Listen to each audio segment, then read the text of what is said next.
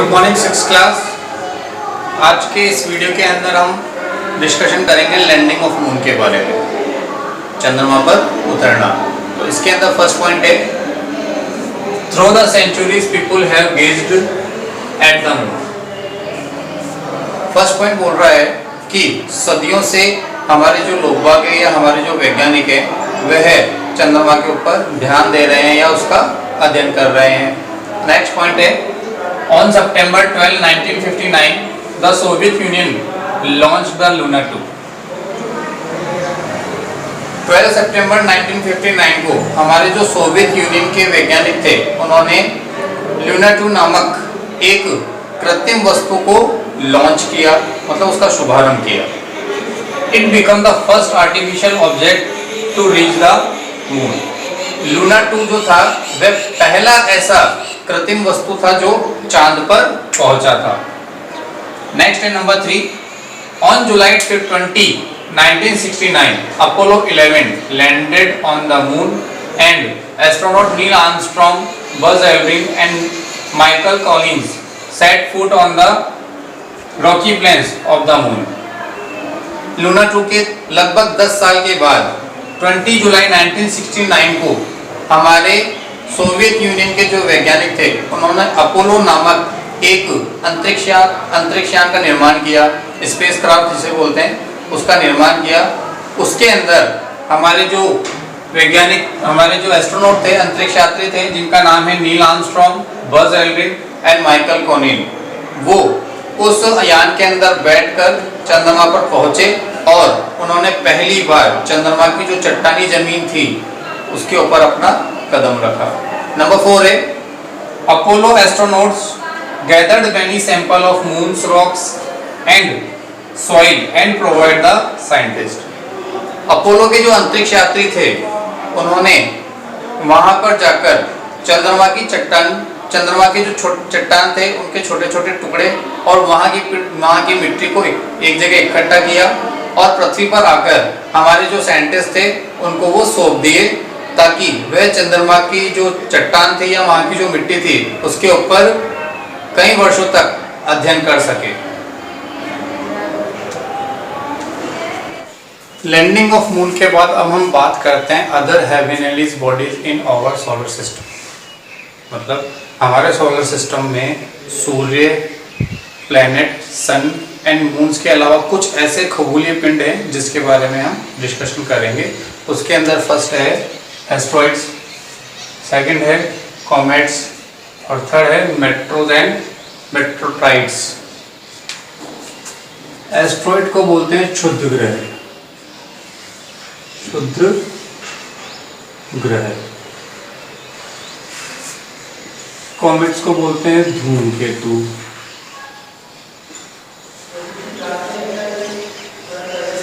या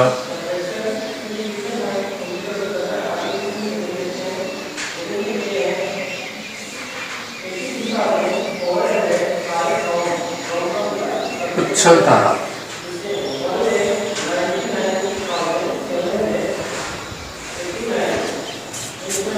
और metros and मेट्रोटाइड्स को बोलते हैं उल्का और उल्का पिंड, ये इनके नाम हैं। अब हम इनके अंदर सबसे पहले डिस्कशन करेंगे हम एस्ट्रॉइड्स के बारे में, मतलब क्षुद्र ग्रह के बारे में।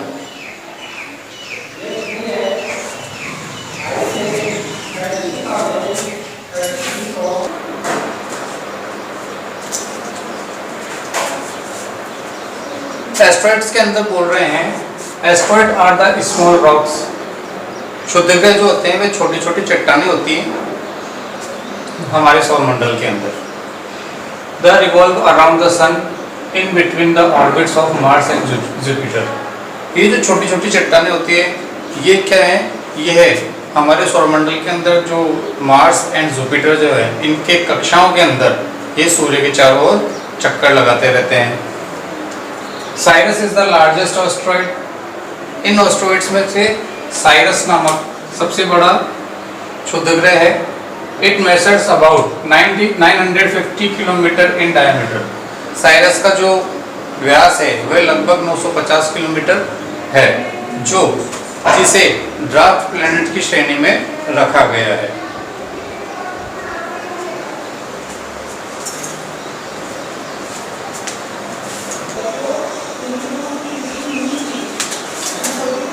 अब हम बात करते हैं कॉमेट्स के बारे में। कॉमेट्स जैसे आप धूमकेतु कहते हैं या अपन पुच्छर तारा भी कह सकते हैं, इसके बारे में बात करते हैं। A comet is also known as a star with a tail because it is appeared. बोल रहा है कि कॉमेट जो होते हैं ये एक स्टार के रूप में भी जाना जाता है और इसकी एक पूंछ भी होती है, क्योंकि ये हमें नजर आता है इसलिए। आगे है, in fact a comet is not a star nor has a tail. लेकिन वास्तव में देखा जाए तो जो कॉमेट होता है वो स्टार नहीं है और ना ही इसकी कोई पूंछ होती है। तब आप ये सोच रहे होंगे तो फिर ये पुच्छर तारा क्यों कहलाता है? I can explain. It consists of large lump of frozen gases mixed with small dust particle. ये बोल रहा है कि कॉमेट जो होता है वह धूल के छोटे छोटे कणों के साथ मिलकर और फ्रोजन गैस के साथ मिलकर एक लैंप की तरह ग्लो करते हैं, चमकते हैं, जिससे हमें ये पुच्छर तारे के रूप में नजर आता है, धूमकेतु के रूप में नजर आता है। Comet revolve around the sun. Comet जो होते हैं वे सूर्य के चारों ओर चक्कर लगाते हैं। A comet approach the sun, it glow and its tail extend in the opposite direction of the sun. Comets में से जब कोई एक कॉमेट सूर्य के नजदीक पहुंचता है तो ये चमकने लगता है अपनी टेल के साथ, अपनी पूंछ के साथ। जो इसकी पूंछ जो होती है वह सूर्य के अपोजिट डायरेक्शन में होती है, उल्टी दिशा में होती है। तो हमें किस तरह से पुच्छर तारा नजर आता है? धूमकेतु नजर आता है। It can be seen once in every 76 year. यह हर 76 साल में केवल एक बार ही नजर आता है। It was last seen in 1985-86। यह आखिरी बार 1985-1986 में नजर आया था।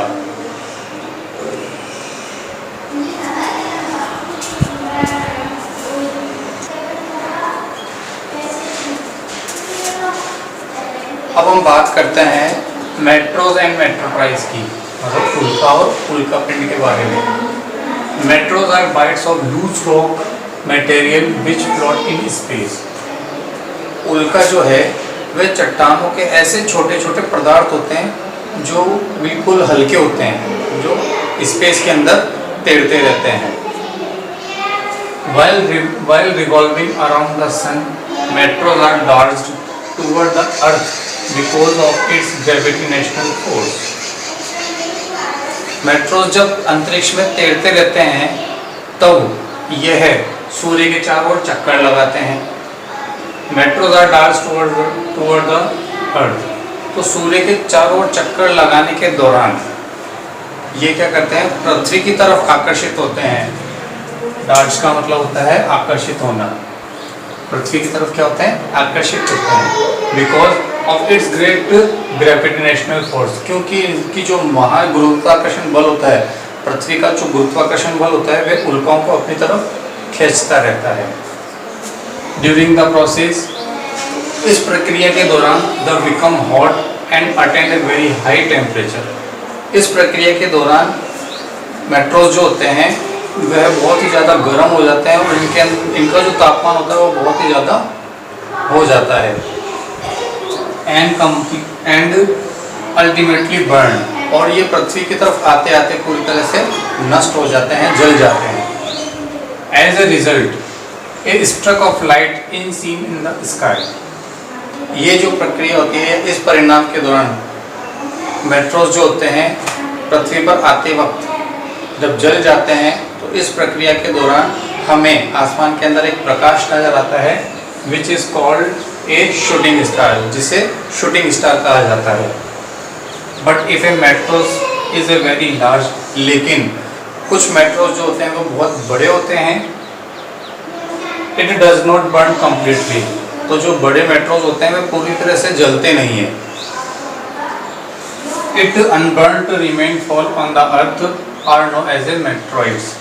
तो ये जो मेट्रोज होते हैं, जो बड़े बड़े मेट्रोज जो होते हैं जो पूरी तरह से जलते नहीं हैं, तो वे बिना जले पृथ्वी की तरफ आते रहते हैं और पृथ्वी पर आके गिर जाते हैं, जिन्हें मेट्रॉइड्स कहा जाता है, उल्कापिंड कहा जाता है। तो जब पृथ्वी की ज़मीन पर जब ये आके गिरते हैं तब पृथ्वी पर क्या हो जाता है, ये बहुत बड़ा सा गड्ढा बन जाता है। इसका एक एग्जाम्पल है जो एरिज़ोना के यूएसए के एरिज़ोना के अंदर पाया गया था। तो आज जो ये मैंने आपको चैप्टर पढ़ाए हैं, आई होप कि आपको समझ में आया होगा। तो इसी के साथ आपका जो चैप्टर है ये एंड हो चुका है। अब हम इसके शॉर्ट नोट्स के बारे में बात करेंगे।